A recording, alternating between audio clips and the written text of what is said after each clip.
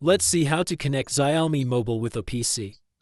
First, connect it to the mobile with a USB cable.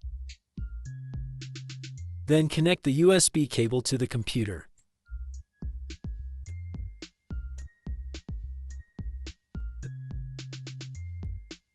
Now select the file transfer option on the phone.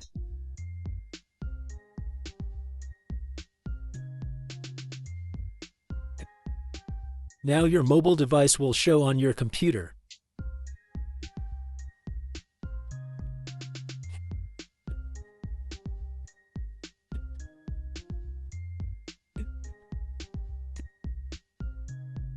Now you can transfer any type of file.